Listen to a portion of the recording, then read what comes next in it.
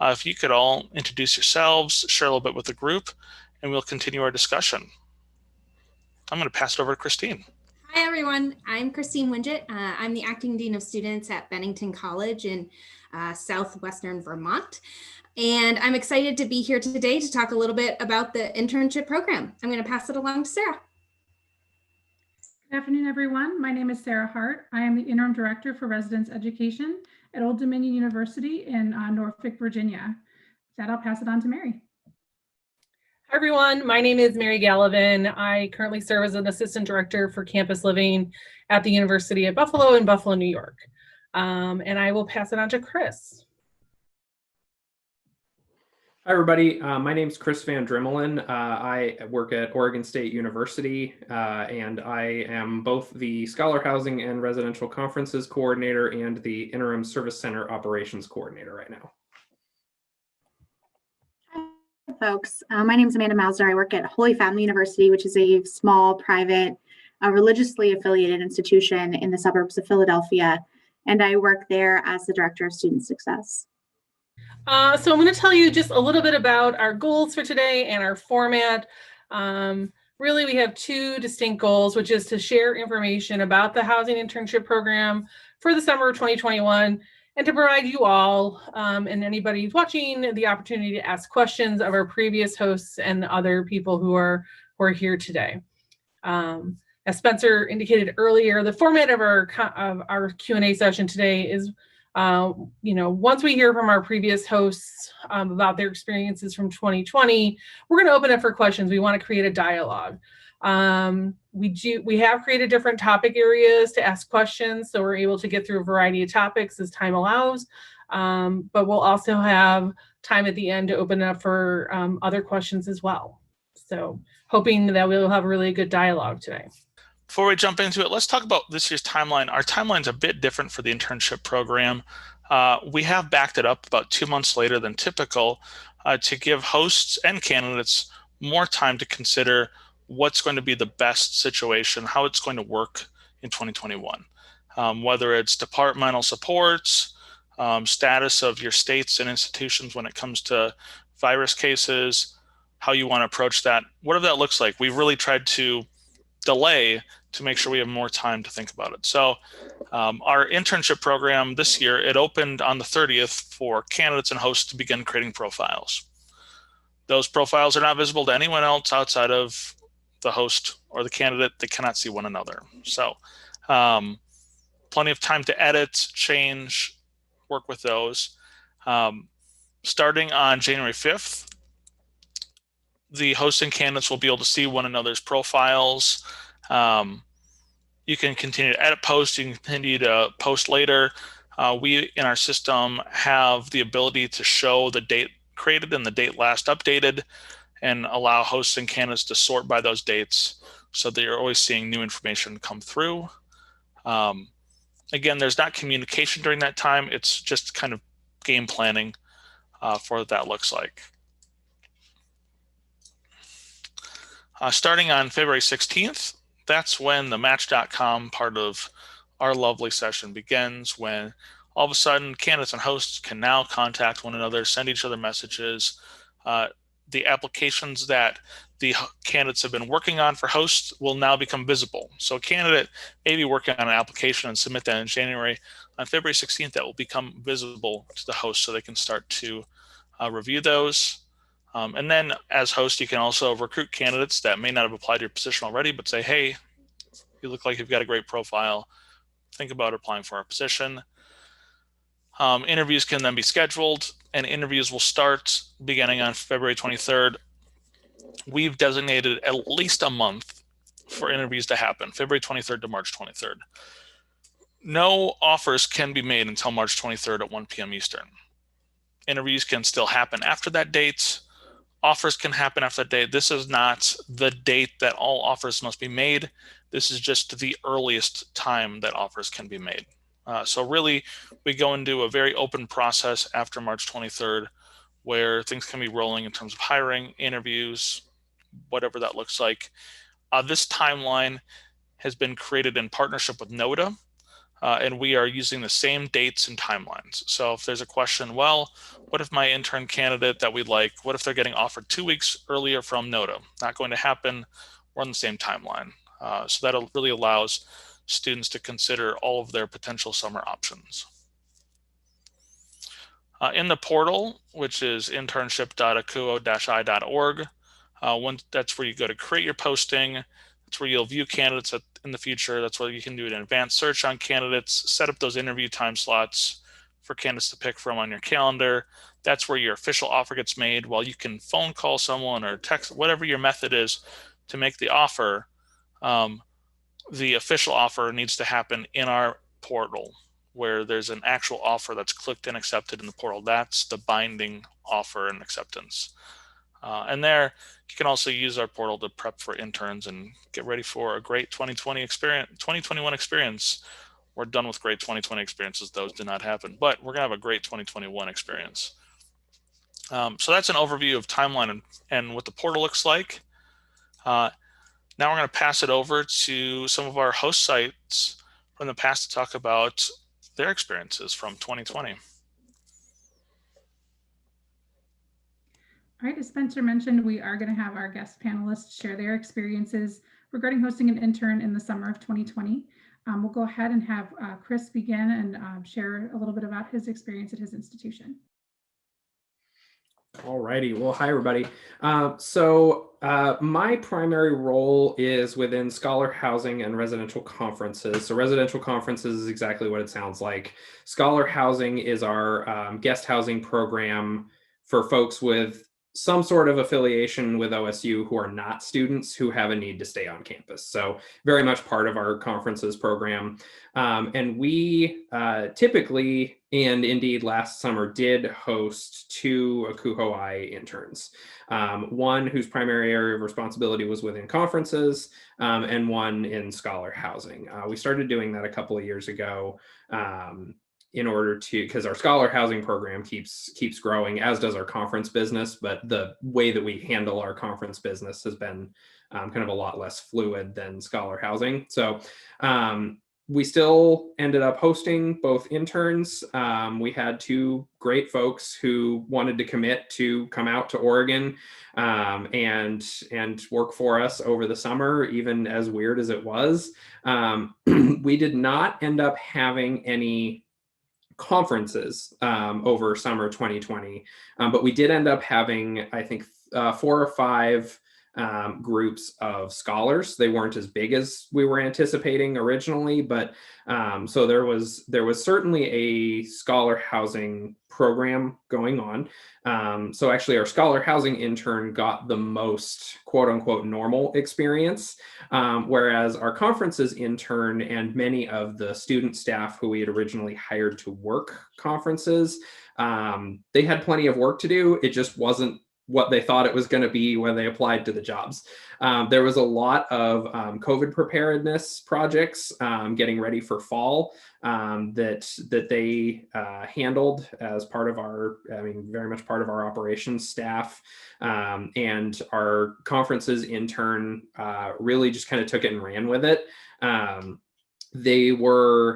We house our interns in they get a residence hall suite to themselves, which actually ended up being great because having more than just one room meant that they had their own home office right on campus, because anything that would normally have been done in the office, like we just moved their workstations from mine and my supervisor's offices down to the residence hall. And then there was certainly plenty of work that was done physically out and about on campus as well. So I wouldn't necessarily call it a hybrid virtual experience because they were very much on campus, but there was definitely a strong work from home component to it.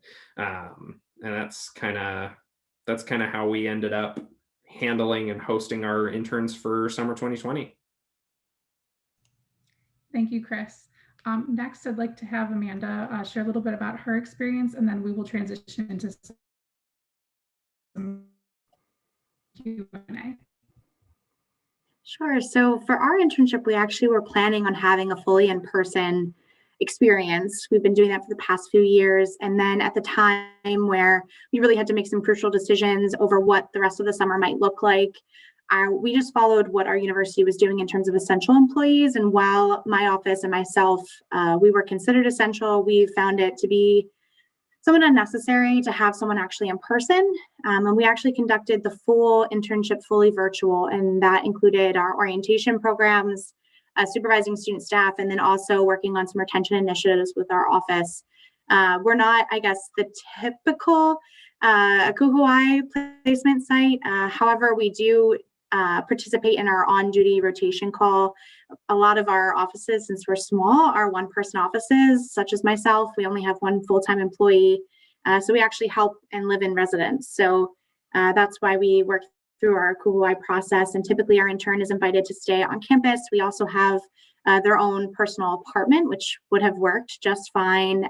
But since we were having our full-time professionals come in just about once or twice a week, we found it to be unnecessary to have someone relocate for a couple of months to have to live on campus. So we really prioritize safety there. And luckily, in terms of residents, our capacity was down. So losing that part of that support with the intern didn't really affect us very much over the summer. And also during that time, I know some of you probably remember what it was like in Philadelphia, but our cases were continually rising in April and May. And so it didn't make much sense in our location specifically to host it in person. And currently we are cross-listed with our internship. We started the process considering in person and virtual, though what I'm doing is just planning for fully virtual again, since we know it can work and that we're able to prioritize safety there. And then we don't have to go through the process that I'm sure many of you were in last summer, where we were then very quickly moving everything online. But like I said, I mean, our intern is an orientation and retention internship. And so their primary responsibility is our orientation programs. We have 4 days over the summer that typically are in person, but this summer we're completely online. And so they facilitated synchronous and asynchronous sessions for orientation, supervised a staff of about 12 students. And specifically we have two paid co-directors for orientation, and then the rest is our volunteer team. So two different kind of types of supervision there. And all things considered, it went incredibly smoothly. I know from hearing some stories that that's not necessarily the case for everyone, but we were really lucky. And we have quite an extensive recruitment process. And so we've been pretty lucky with our interns as of yet. Thanks, Amanda. So again, we're going to transition into several topics for our Q&A. The first topic being compensation. So the first question that we had was, and this can be answered again by our guests as well as really opening it up for conversation, was on the typical range of compensation for interns, or if considering a virtual or hybrid internship, should institutions change the amount? I can speak from a small institution aspect here, is that we typically would offer on-campus housing with our stipend. And with the change to virtual, especially last minute, we actually offer the max of what we're really able to afford in our budget limit.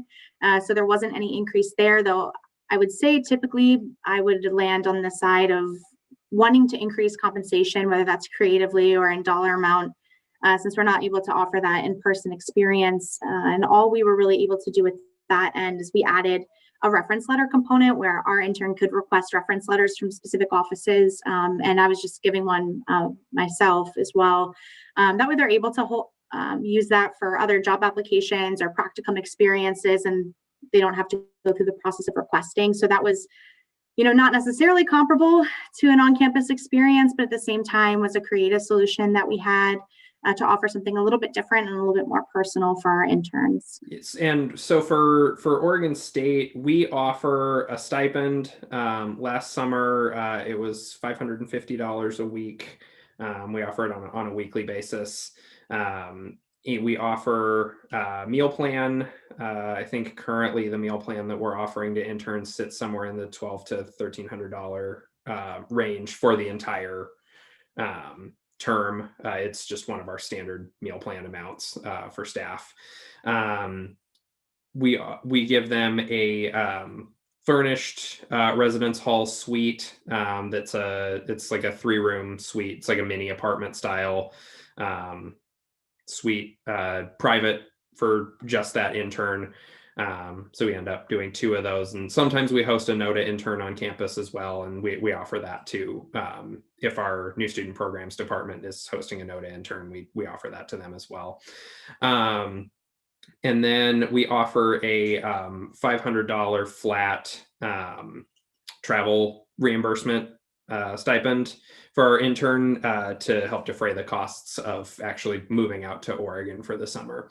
And so if folks are, and we just offer it capped up to $500. So if it costs folks more, we'll reimburse up to that $500 amount. And this summer, our compensation for our intern will go up because in Oregon, we have laws around minimum wage where it steps up every year. And we're in a phase of that legislation where there's some pretty significant steps for the next couple of years. Our minimum wage will go up to $12.75 as of July 1. And so that means that all of our student staff pay grades will increase commensurately, which means that in order to keep the intern who supervises some of these student staff at an appropriate compensation level for the responsibility that they're doing, that it'll probably end up being a stipend of around $600 a week this summer for compensation. And we didn't change the format of our internship, and so I couldn't really speak to whether or not I would change the compensation amount. Probably wouldn't be able to offer a meal plan to someone who's off-site, obviously, but the thing that we did for this summer is that we are reducing the number of internships that we're offering. We're going down from 2 to 1. So I mean, that does affect the budgetary calculus. Most of it's due to just the reduced workload within conferences and scholar housing, and anticipating that continuing through summer 2021. But the overall package will look very similar to what it did last summer. Thank you, Chris. And I would agree that, thinking about the fiscal implications of who you're bringing to campus and how many is definitely worthy of note. There's also, if you have some opportunities for creative compensation, again, this is meant to be a chat, so folks are welcome to share in the conversation or to write in the chat. I know my institution currently does subsidized faculty staff parking. So our interns pay the summer rate for faculty staff, and then they do get the reserved parking in addition to their stipend, room, meal plan. Other common ones that I've seen for compensation would include rec passes. If you have passes or tickets to local attractions that are typically part of your student fees that you're able to utilize for an intern. Some institutions, obviously, that's not going to work, but there are other ways, thinking about a virtual or versus in person, that your institution might be able to utilize for an intern. Any other thoughts or things that folks would like to share that they've either utilized as creative compensation or done differently in preparation for summer interns that are hybrid or virtual? I will say there was another consideration that had going into last summer that I still have on my mind going into 2021 is the concept of housing security for our interns. I was very concerned around our interns' plans in terms of if they were dependent on this housing for housing security over the summer. When it comes to our compensation package, I know I mentioned that we weren't able to increase it. And it wasn't an issue for us last summer, but that's something on my mind still moving into this upcoming internship, of whether or not we're going to need to make adjustments there in terms of our hourly rate or creative compensation to hopefully be able to afford something over the summer should our selected candidate need it. Thanks, Amanda. And I also want to give voice to Scott's question in the chat. There is no fee to post a Kuhai internship on the website. That being said, there is also not a requirement of compensation. Thinking about the implications for having a no cost or a non-paid internship, just thinking about the trajectory of the profession and what we want to set our would-be professionals up for. I would say that we would like you to encourage considering compensating, but there is not a particular rule or amount that is recommended, recognizing that we have a variety of institutions and locations that we're representing, and we are a resource. It is also, though, important to share on the website information that is regarding compensation. You can do so on an hourly, stipend, weekly rate, so that our interns are knowledgeable about what experience they're getting into as well. If you're new to hosting an intern, you may also, when positions are open, wish to look and see what's out there. And we also, as a committee, are very much here as a resource to help direct you if you're interested in some of that information, if this is the first time you're embarking on hosting an intern. And I'll chime in with some programmatic traditional numbers when it comes to compensation data. In the past, we have averaged an internship to be 37 hours a week, and the average summer stipend to be $3,200. And that would also, so our average would be $3,200 stipend plus room, board, some sort of meal plan. That's the average assistantship compensation. Obviously, there are some institutions that go far above that. There's some that don't. But that's just in case you're looking for what's a baseline. That was the baseline for in-person. Obviously, we're in a little bit of a flux with virtual offerings. But I mean, I think it's the same argument that we may use for ourselves if we're working at in a virtual component. We're still doing quite a bit of work. We just might be home while doing it or not on campus while doing it. But still, I would hope that we would still value that work at the same rates. But so that's some background data for you all. The website also gives the ability for you to preference either no preference, graduate level, or undergraduate level interns. So again, that also is something that you can choose to preference for candidates. I don't believe there's a requirement to cover tuition. I think Sarah's internet is. Will ask for verify that they're. Oh no. Sorry. No, you're good. You just came back. But there isn't a requirement for your institution to cover tuition from their home institution. Some students don't even need to pay tuition during the summer, and that's not an expectation of the internship. In fact, I would guess very few sites do that. There may be a few out there. All right, so our next topic, let's jump to our next topic, which were our on-campus considerations for in-person internships. All right, so our first question is, if you're thinking of hosting an intern this year, what advanced preparation is recommended? Yeah, so having done in-person last summer, I think that one of the biggest things, and we're probably all tired of hearing this, but is to stay flexible. I think that we have more opportunity to do some advanced prep this year than we did last year. And so things that, based on our experience with particularly our conferences intern, that we had to pivot the most sharply on, I would say is be aware of like what kind of other opportunities things like low summer occupancy present. Because like, for example, we were able to pivot to having our conferences intern be about 15 hours a week on projects with our assistant director of capital planning, because we had, I mean, it was a ghost town, even in our halls that are normally summer halls, and we had no conferences going in and out. So some of the projects that we were already locked in on financially and contractually, like, and just like that we needed to do like roof replacements in certain buildings that, you know, can only put that off so long. We were able to do a bunch of those in much more rapid succession than we would normally have been able to in a typical summer. I think we did 5 or 6 roofs. So like we had a lot of capital projects going on. We had a full renovation of a residence hall going on that I know our intern did quite a bit. with.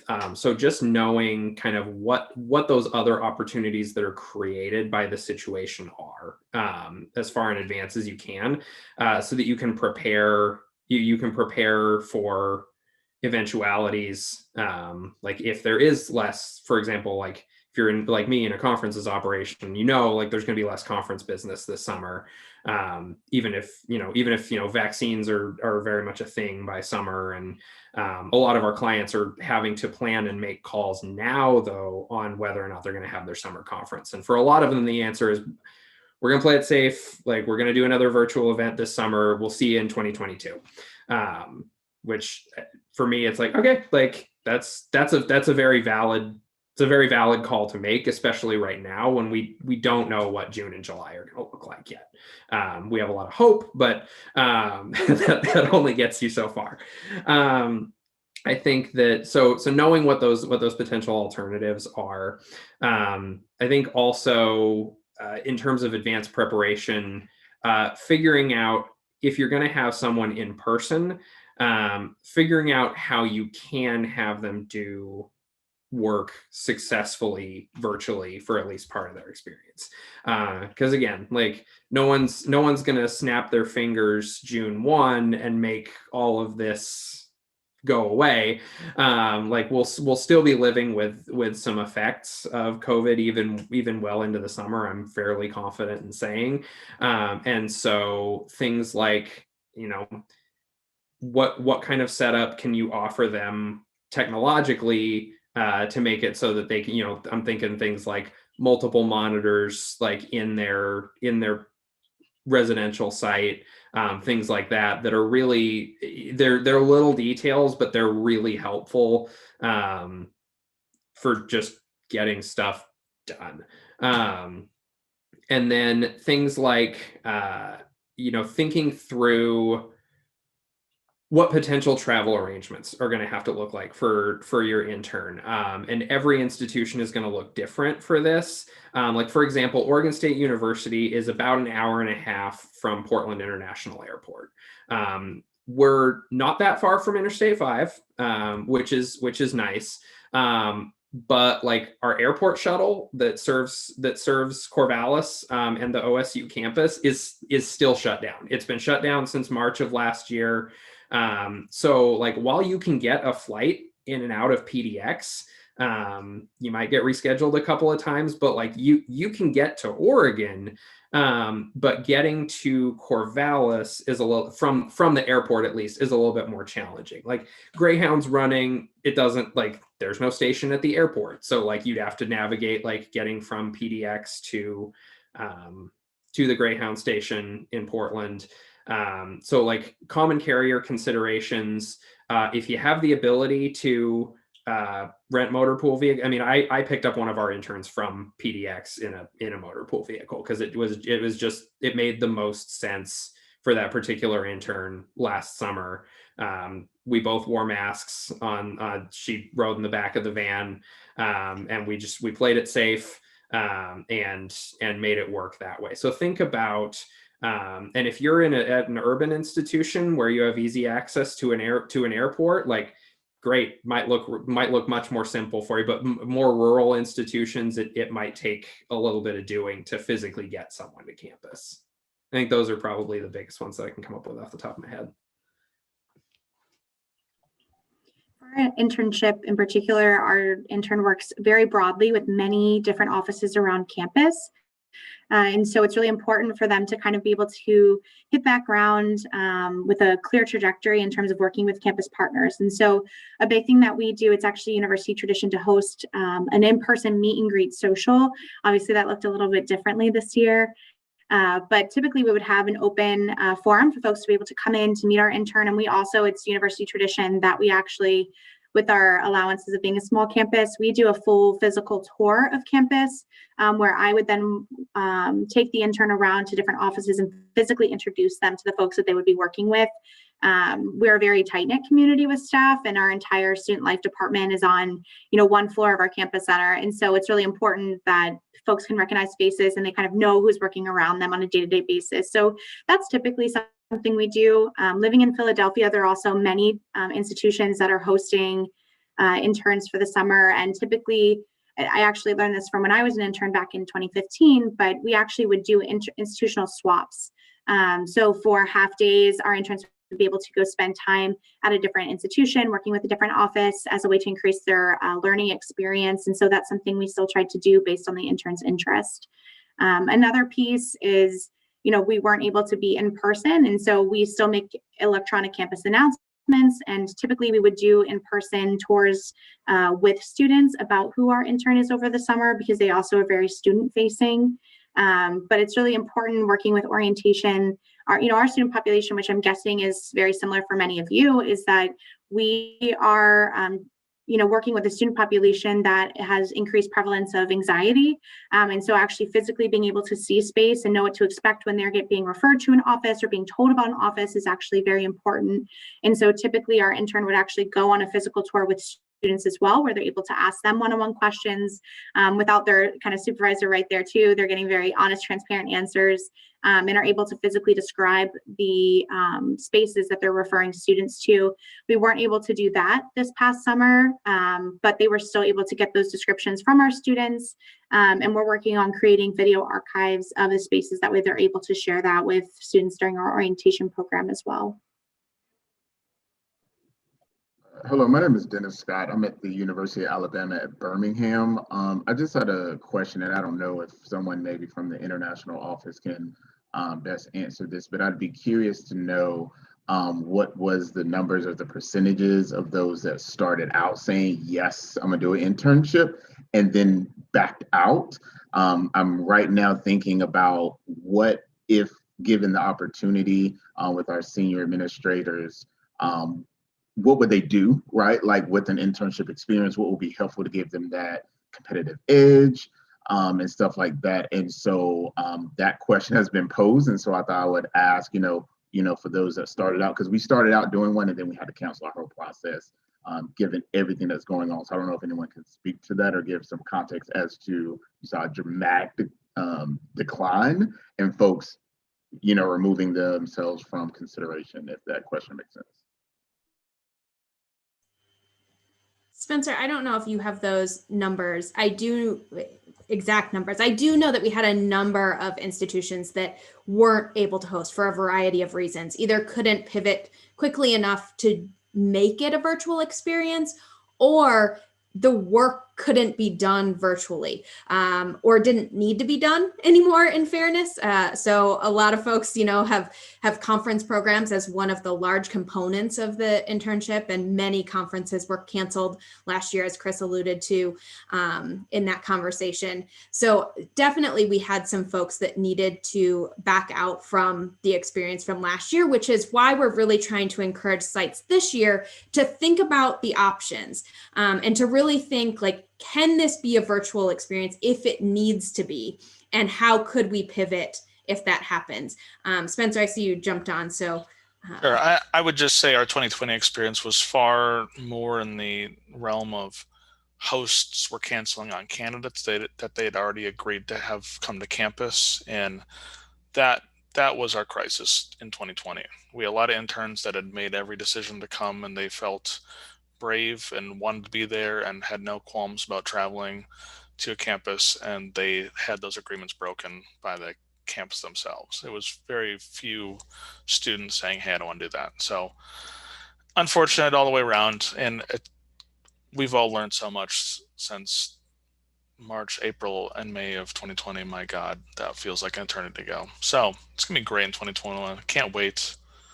16 days away. Let's do this.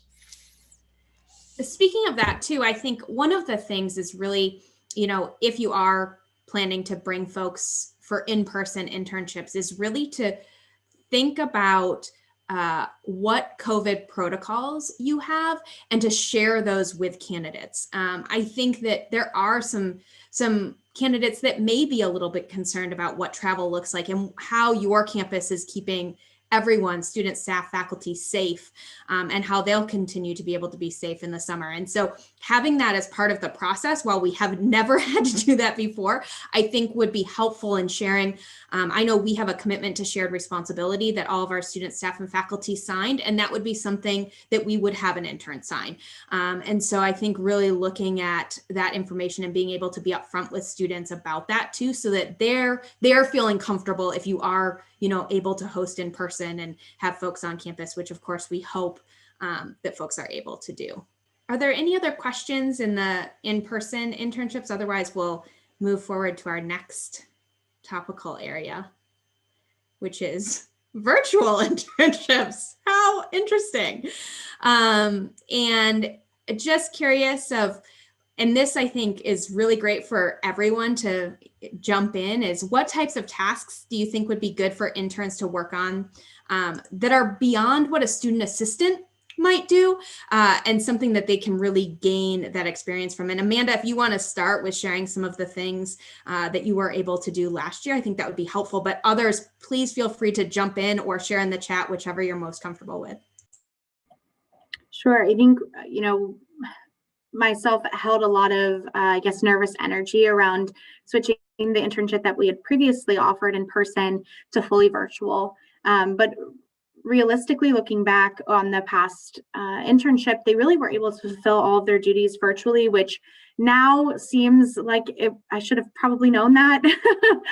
But in the moment, I was very nervous. There's also a lot of different moving pieces, but our intern worked, I typically don't use the word intern. We usually call them just another staff member. We historically have worked with undergraduate students, and with that, we try to provide them the most professional experience possible. And so our interns actually required to run our orientation program. And so they handle all of the background logistics, which they were able to do, all communications, which they were able to do. And then they also run our orientation days, which are our synchronous opportunities. The only areas that were difficult, which is historically difficult, is really knowing enough about the institution at the point where our orientation program begins. With that being said, instead of, we're not able to necessarily do physical tours of spaces or meet and greets with folks, but we held all of those virtually. And I think there was a lot more front work that went into developing the supervisory style and cycle that was going to happen.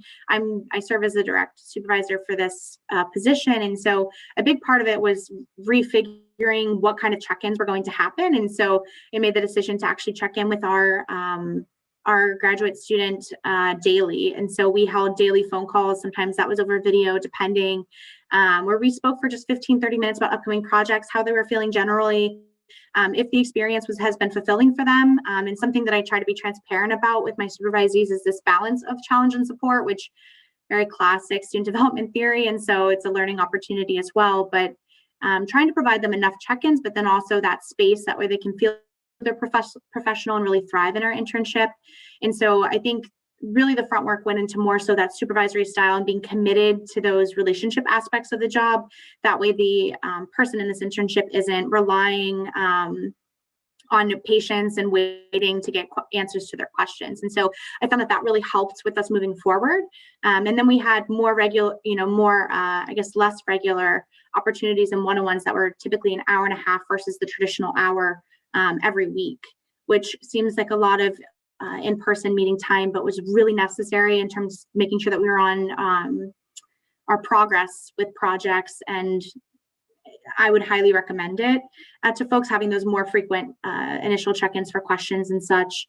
I would also say, virtually, what I found is very impressive was our interns' ability to supervise. And so they still supervise an entire student staff, which is very nervous of. And we do actually evaluations halfway through the semester, which I think is helpful in terms of communication of expectations, where we check in a couple weeks into the internship, we do our evaluation, and then I'm also having continual evaluation from the student to the intern, that we can kind of keep tabs on how they are progressing and what that learning experience looks like for our student staff as well.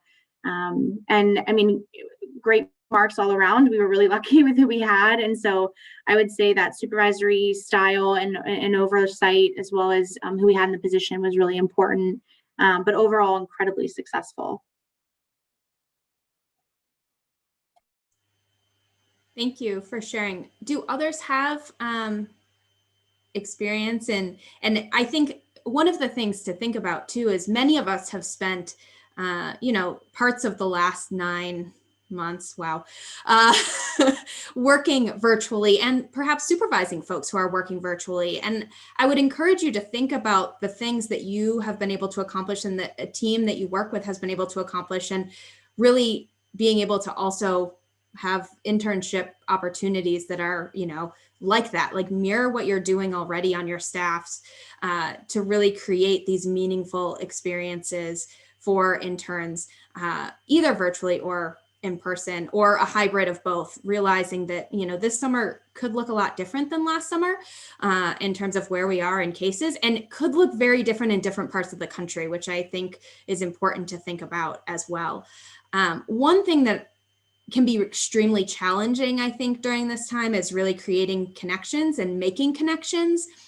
Are there, and I know Amanda and Chris both had interns last year that had different experiences. Others feel free to jump in too. And maybe how were you able to create some of those connections for interns? What did that look like? And how would you maybe do it differently now that you've had kind of 9 months, and by that time, a year and 3 months of experience in this virtual world? Yeah, so I would say that one of the biggest ways that we try and make sure that our interns have community is having more than one intern is honestly a great. It's one of the things that I'm a little nervous about this summer, where like we just really can't justify having the multiple interns. But like previously, between our operations unit and our residential education unit, we've had up to like 4 interns at a time at Oregon State across the department. And plus, like I've said before, like sometimes we'll have a NOTA intern, sometimes we won't, and we try very hard to make sure that they're part of that community as well, because while they're working in a different functional area, it's a similar kind of experience where you uproot yourself for a short period of time and go work somewhere else and have this great experience. But I think that still having 2 interns last summer was really great for both of them. And then beyond that, I mean, we tried to take as much of what we do normally virtual, like and we had buy-in from the folks that we normally have folks connect with, like our vice provost for student affairs, for example, is very committed to engaging with our ACUHO-I interns every summer, and this summer was no exception. That just took the form of a couple of Zooms with the vice provost instead of actually getting to go physically have lunch with him a couple of times over the summer.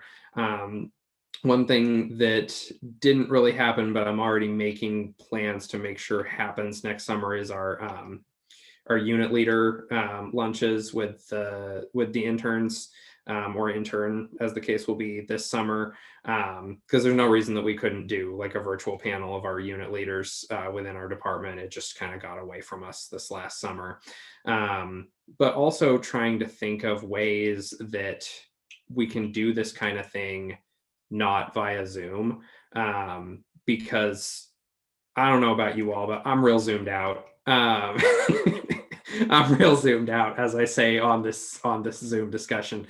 But I'm not totally confident in what that will look like for this summer. But also just like making sure that I, as a supervisor, was getting out to connect with the team, and this was just as much for the student staff as it was for our interns, and being able to see me like actually on campus, because they were doing tasks that very much had to be done on campus, and going and doing some of that work alongside them when it was safe and logical for me to do so, just to show that solidarity and that community, which is super important in building connection.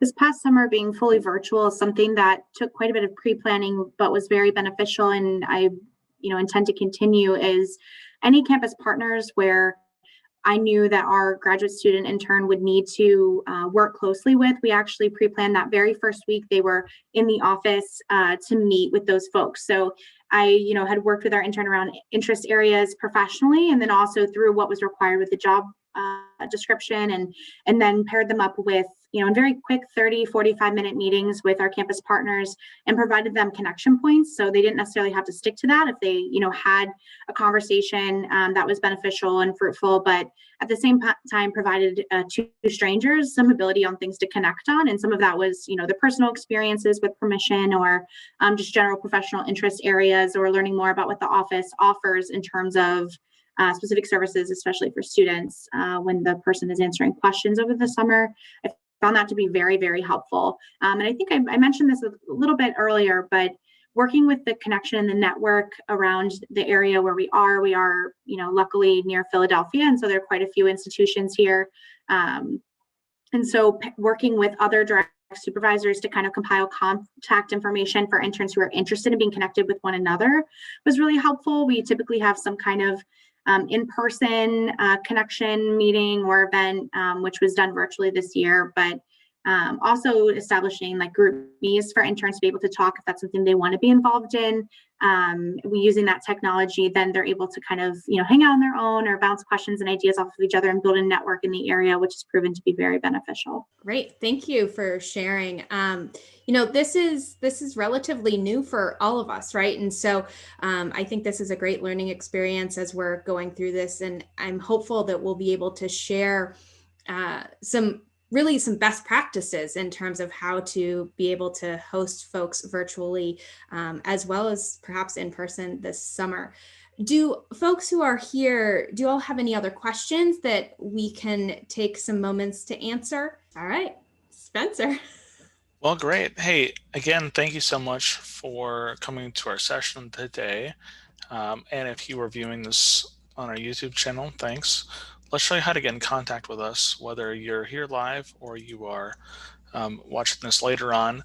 A couple ways. First of all, if you're on any of our internship web pages, you should see a purple chat box in the lower right corner. That's a great way to connect with, well, me. Let's be real. If you want to get in touch with me and you've got questions about the internship program that you'd like to get answered in real time, just message me in that chat box on our web pages, and I'm happy to get connected with you there.